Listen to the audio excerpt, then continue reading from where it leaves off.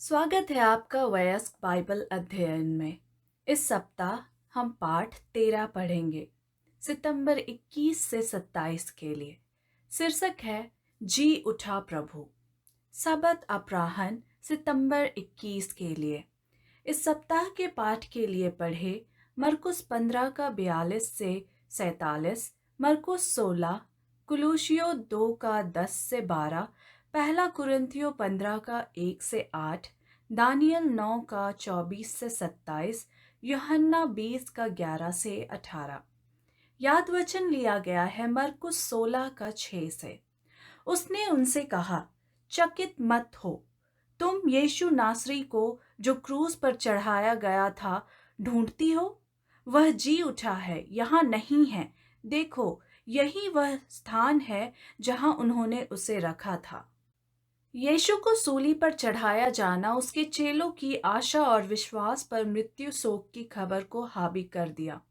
यह उनके लिए एक काला सप्ताहांत था, क्योंकि वे न केवल अपने स्वामी की मृत्यु से जूझ रहे थे, बल्कि उन्हें अपने जीवन का भी डर था। यूहन्ना 20 का 19।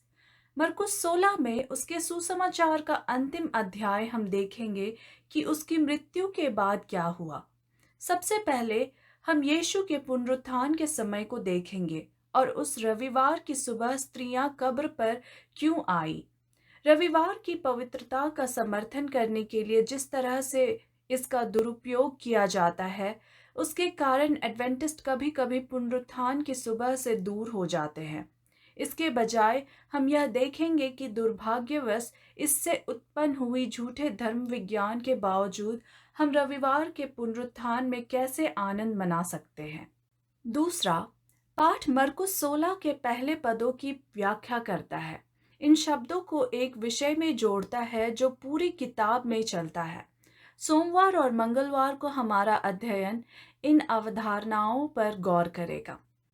तीसरा, सप्ताह के अंत में बुधवार और गुरुवार को मरकुस 16 के बाकी हिस्सों की जांच की जाएगी और हमारे सामने रखे गए मिशन पर विचार किया जाएगा। यह अध्ययन मरकुस के पाठकों के लिए सुसमाचार को दुनिया भर में ले जाने की चुनौती के साथ समाप्त होगा। रविवार सितंबर 22 के लिए शीर्षक है पुनरुत्थान में आनंदित होना। मरकुस 15 का 42 से 16 का 6 पढ़ें। यहाँ क्या होता है और यह कहानी पुनरुत्थान की घटना के लिए इतनी प्रासंगिक क्यों है। सभी सुसमाचार लेखक इस बात से सहमत है कि यीशु की मृत्यु उस दिन हुई थी जिससे वे तैयारी के रूप में मानते हैं। मत्ती 27 का 62, मरकुस 15 का 42, लूका 23 का 53, यूहन्ना 19 का 14, 31 और 42। अधिकांश टिप्पणीकार इसे सूर्यास्त गुरुवार से सूर्यास्त शुक्रवार तक के संदर्भ के रूप में समझते हैं। शुक्रवार की दोपहर को यीशु की मृत्यु हो गई और फिर सूर्यास्त से पहले उसे तुरंत दफना दिया गया।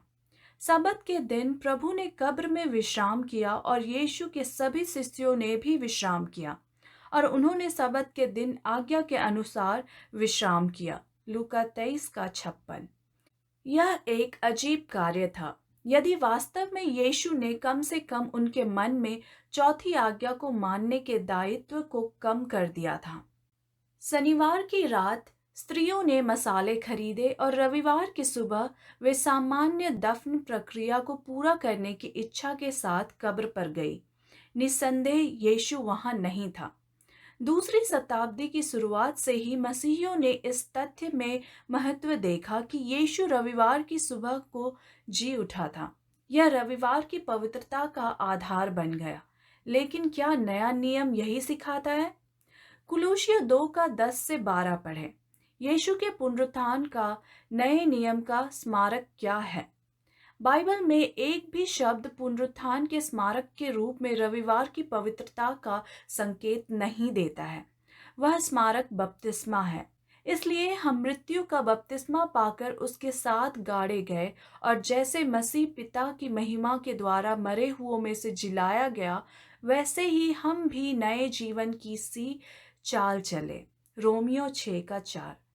रविवार की उपासना के बारे में झूठे धर्म विज्ञान के बावजूद एडवेंटिस्टों के रूप में हमें रविवार की सुबह यीशु के पुनरुत्थान पर खुशी मनानी चाहिए।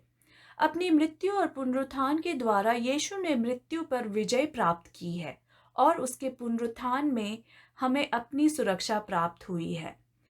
हमारे प्रभु यीशु मसीह के परमेश्वर और पिता का धन्यवाद हो, जिन्होंने अपनी प्रचुर दया के अनुसार यीशु मसीह के मृतकों में से पुनरुत्थान के द्वारा जीवित आशा के लिए हमें फिर से जन्म दिया है। पहला पत्रस 1:3। यीशु के पुनरुत्थान के बारे में पौलुस की निश्चितता को देखें। हम भी वह निश्चितता कैसे पा सकते हैं? सोमवार सितंबर 23 के लिए शीर्षक है पत्थर लुढ़का हुआ था। मरकुस 16 का 1 से 8 और पहला कुरिन्थियों 15 का 1 से 8 पढ़े। इन परिच्छेदों में क्या समानता है? पुनरुत्थान की कहानी प्रत्येक सुसमाचार में दिखाई देती है। प्रत्येक सुसमाचार लेखक कहानी को एक अलग दृष्टिकोण से प्रस्तुत करता है, लेकिन उन सभी में मूल अवधारणाएं शामिल है जो पहला कुरिन्थियों 15 का 1 से 8 में भी दिखाई देती है। चार विचार बार बार प्रकट होते हैं: मर गया, दफन हो गया, जी उठा और देखा गया। मरकुस की किताब में मरे और दफनाए गए लोग अध्याय 15 में हैं। पुनर्जीवित और देखे गए लोग अध्याय 16 में दिखाई देते हैं, लेकिन एक मोड़ के साथ। मरकुस 16 का 7 गलील में एक बैठक की बात करता है और वहां आप उसे देखेंगे। यूहन्ना 21 देखें। कुछ लोगों को यह अविश्वसनीय लगता है कि मसीही पुनर्जीवित प्रभु में विश्वास करते हैं, लेकिन उसके पुनरुत्थान का सबूत पर्याप्त और तर्क के अनुरूप है। शुरुआत के लिए किसी को बस परमेश्वर को सृष्टिकर्ता के रूप में मानना है। उत्पत्ति 1 और 2 देखें और पुनरुत्थान चमत्कार का विचार उचित हो जाता है। जिस परमेश्वर ने ब्रह्मांड की रचना की और फिर पृथ्वी पर जीवन की रचना की, उसके पास निश्चित रूप से यदि उसने चाहा तो यीशु को पुनर्जीवित करने की शक्ति थी। परमेश्वर का अस्तित्व यीशु के पुनरुत्थान को अपरिहार्य नहीं बनाता, केवल उचित बनाता है। अगला, कब्र निश्चित रूप से खाली थी। इस तथ्य को नास्तिक इतिहासकार भी स्वीकार करते हैं। यदि ऐसा नहीं होता तो उसके पुनरुत्थान का दावा शुरू से ही विफल हो जाता, क्योंकि वहां उसके शरीर का अस्तित्व उसके पुनर्जीवित होने के किसी भी दावे को नष्ट कर देता है। इसके बाद यह स्पष्टीकरण कि उसके शिष्यों ने शरीर चुराया काम नहीं करता। शिष्य निश्चित रूप से पहरेदारों से आगे नहीं निकल सके होंगे, और यदि उन्होंने ऐसा किया भी था और शव उन्हें मिल भी गया, तो शिष्यों को उसे चुराने के आरोप में कभी गिरफ्तार क्यों नहीं किया गया? इसका उत्तर यह है कि धार्मिक अगुवे जानते थे कि शिष्यों ने ऐसा नहीं किया है। इसके अलावा कई लोगों ने गवाही दी कि उन्होंने जी उठे यीशु मसीह को देखा है। शिष्यों सहित कई लोगों को पहले विश्वास नहीं हुआ, और एक बहुत ही ठोस दुश्मन पौलुस न केवल यह दावा करता है कि उसने जी उठे प्रभु को देखा है, बल्कि इस अनुभव ने उसके जीवन के पूरे प्रक्षेप पथ को भी बहुत मौलिक तरीकों से बदल दिया है। अंततः, यानी कि हालांकि कई अन्य कारण भी है, कोई मसीही चर्च के उदय की व्याख्या कैसे कर सकता है जिसकी स्थापना उन लोगों द्वारा की गई थी जिन्होंने जी उठे प्रभु को देखने का दावा किया था? ये लोग उसके लिए मरने को तैयार क्यों होंगे जो उन्हें पता था कि झूठ था? उनकी लगातार गवाही उनकी मृत्यु के ठीक बाद प्रेरितों 3 का 15 और वर्षों बाद पहला पत्रस 1 का 3 उसके पुनरुत्थान के लिए शक्तिशाली सबूत प्रदान करती है। यदि कोई आपसे पूछे कि मसीह के पुनरुत्थान के लिए आपके पास क्या प्रमाण है, तो आप क्या कहेंगे? मंगलवार सितंबर 24 के लिए शीर्षक है स्त्रियां कब्र पर। जो स्त्रियां मसीह के क्रूस के पास खड़ी थी, सबत के घंटे बीतने की प्रतीक्षा करती रही। सप्ताह के पहले दिन बहुत जल्दी वे उद्धारकर्ता के शरीर का अभिषेक करने के लिए कीमती मसाले अपने साथ लेकर कब्र की ओर बढ़ी। उन्होंने उसके मृतकों में से जीवित होने के बारे में नहीं सोचा। उनकी आशा का सूरज डूब चुका था और रात उनके दिलों पर बस चुकी थी। चलते चलते उन्होंने मसीह की दया के कार्यों और उसके संतावना के शब्दों का वर्णन किया, परंतु उन्हें उसके ये शब्द याद नहीं रहे। मैं तुम्हें फिर देखूंगा। यूहन्ना 16 का 22। Ellen G White, the Desire of Ages, page 788। मरकुस 16 का 1 से 8 पढ़ें। क्या हुआ और महिलाओं ने सबसे पहले कैसे प्रतिक्रिया दी? सुसमाचार की शुरुआत से ही पाठक जानते हैं कि यीशु मसीहा है, लेकिन पाठ में ही मरकुस 8 का 29 में पहला गैर भूतग्रस्त व्यक्ति जो उसे मसीहा घोषित करता है वह पतरस है, और यह घोषणा किताब के आधे तक घटित नहीं होता है। मरकुस के द्वारा यीशु लोगों से कहता है कि वह कौन है, या उसने उनके लिए जो चंगाई का काम किया उसके बारे में चुप रहे। मरकुस 1 का 44 में वह एक कोढ़ी से कहता है कि वह अपनी चंगाई के बारे में किसी को ना बताए। मरकुस 5 का 43 में वह जायरस और उसकी पत्नी से कहता है कि वे अपनी बेटी की पुनर्जीवित होने के बारे में किसी को ना बताए। मरकुस 7 का 36 में वह एक समूह से कहता है कि वह लोगों को एक बहरे और गूंगे व्यक्ति की चंगाई के बारे में ना बताए, और फिर वह अपने शिष्यों को आदेश देता है कि वे लोगों को यह ना बताए कि वह मसीहा है। मरकुस 8 का 30, मरकुस 9 का 9 भी देखें।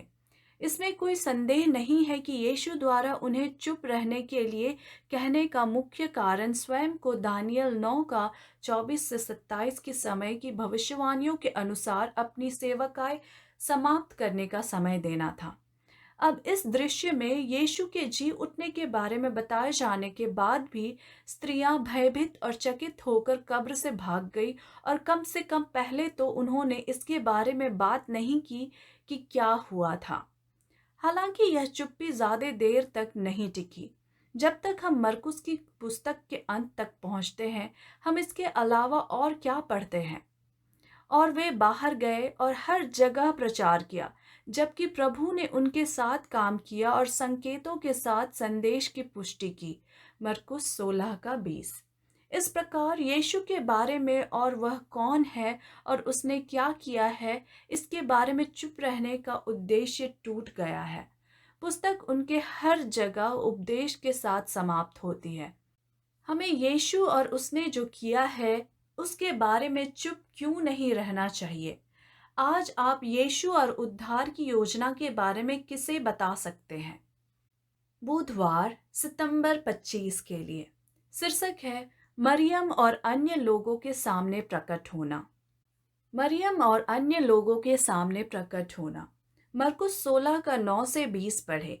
ये पद पुनरुत्थान की कहानी में क्या जोड़ते हैं? मरकुस 16 का 9 से 20 के लगभग सभी अंश नए नियम के अन्य अनुच्छेदों के समान हैं। मरियम मगदलिनी ने कब्र पर यीशु को देखा। मत्ती 28 का 1, 9 और 10, यूहन्ना 20 का 11 से 18, लूका 8 का 2 से तुलना करें। दो व्यक्ति उसे गांव में देखते हैं। लूका 24 का 13 से 35। 11 को नियुक्त किया गया है। मत्ती 28 का 16 से 20, लूका 24 का 36 से 39, यूहन्ना 20 का 19 से 23। यीशु को जीवित देखने वाली पहली व्यक्ति मरियम मगदलिनी थी। यूहन्ना 20 का 11 से 18। अन्य स्त्रियों ने भी उसे देखा। मत्ती 28 का 8 से 10। यह महत्वपूर्ण है कि जी उठे यीशु को देखने वाली पहली लोग स्त्रियां थी, क्योंकि प्राचीन संसार में स्त्रियों को गवाह के रूप में उच्च दर्जा प्राप्त नहीं था। अगर कहानी गढ़ी गई होती तो पहले गवाह के रूप में पुरुषों का नाम लेने की अधिक संभावना होती, लेकिन यह पुरुष नहीं, 12 नहीं, बल्कि एक स्त्री है। वह शिष्यों को खुशखबरी सुनाने जाती है, लेकिन आश्चर्य की बात नहीं है, वे उसकी गवाही पर विश्वास नहीं करते हैं। सबसे अधिक संभावना है क्योंकि यह शानदार लग रहा था, और दुर्भाग्य से क्योंकि मरियम एक स्त्री थी।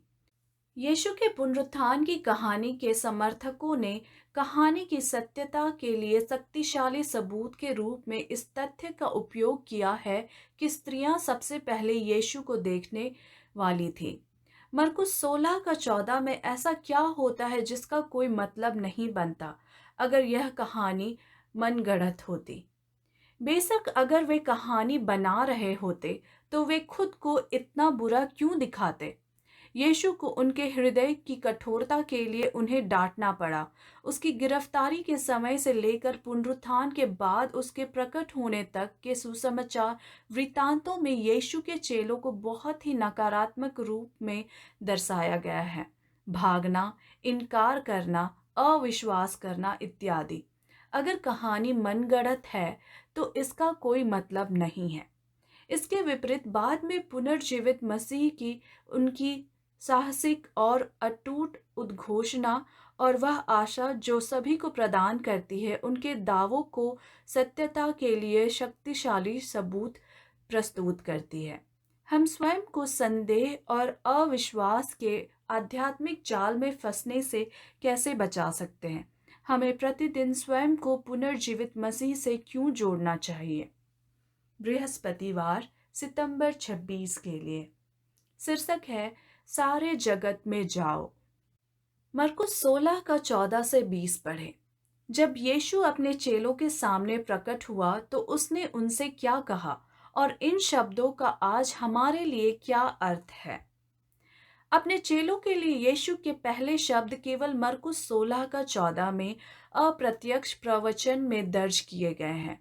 वह उन्हें उनके अविश्वास और कठोरता के लिए डांटता है। अविश्वास का यह प्रश्न मात्र एक आधुनिक समस्या नहीं है। जैसा कि हम पहले ही देख चुके हैं, यीशु के मूल शिष्यों ने विश्वास के साथ संघर्ष किया। मत्ती 28 का 17, यूहन्ना 20 का 24 से 29। और वे शरीर में यीशु के साथ थे और उन्होंने बार बार चमत्कार देखे। लेकिन विभिन्न प्रमाणों के द्वारा उसने उन्हें अपने पुनरुत्थान के वास्तविकता दिखाई। फिर उनकी गवाही सोमवार के अध्ययन में संक्षेपित साक्ष्य के साथ मिलकर विश्वास के लिए एक मजबूत आधार बनाती है। फिर यीशु ने अपने चेलों को सुसमाचार को दुनिया में ले जाने का आदेश दिया। उसका आदेश व्यापक है। उन्हें सारे जगत में जाना है और सारी सृष्टि में सुसमाचार का प्रचार करना है। फिर यीशु ने लाभ और शोक के लिए उनके कार्य के परिणाम की व्याख्या की। विश्वासियों को बचाया जाएगा, अविश्वासियों को दोषी ठहराया जाएगा।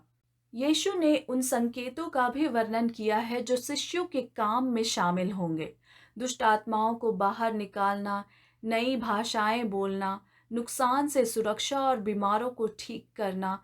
कुछ लोगों ने गलती से मरकुस 16 का 18 की व्याख्या मसीहियों द्वारा जहरीले सांपों को उठाकर अपना विश्वास दिखाने की पुष्टि के रूप में की है।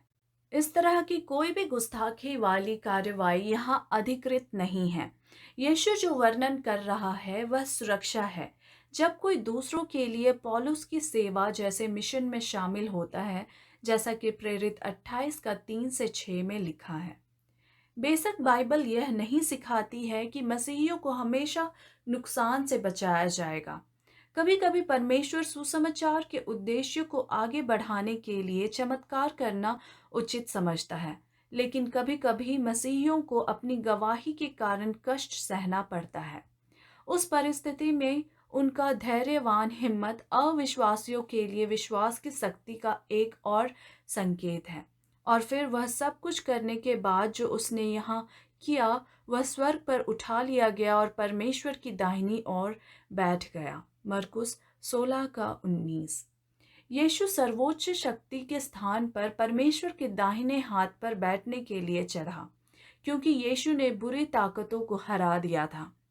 अंतिम पद पर ध्यान दें।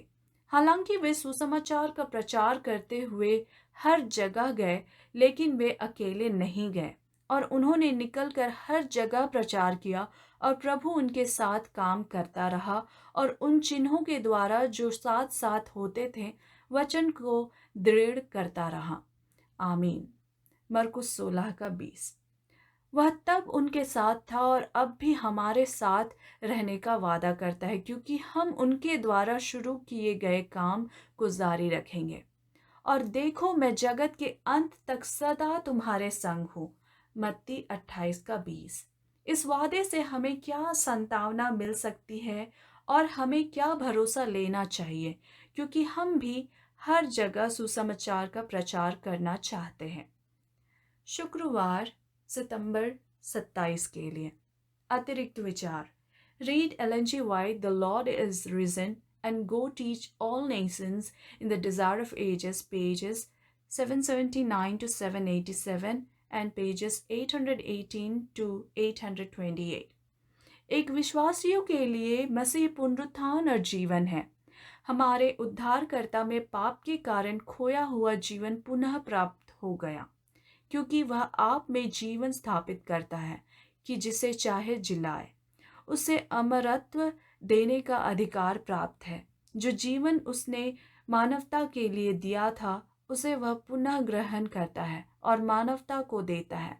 उसने कहा, मैं इसलिए आया हूँ कि वे जीवन पाए और बहुत आयत से पाए। जो कोई उस जल में से पिएगा जो मैं उसे दूंगा, वह अनंत काल तक प्यासा ना होगा, परंतु जो जल मैं उसे दूंगा वह उसमें अनंत जीवन के लिए फूटने वाला एक सोता बन जाएगा। जो मेरा मांस खाएगा और मेरा लहू पिएगा, वह अनंत जीवन पाएगा और मैं उसे अंतिम दिन फिर जिला उठाऊंगा। यूहन्ना 10:10, 4:14, 6:54। एक विश्वासी के लिए मृत्यु एक छोटी सी बात है।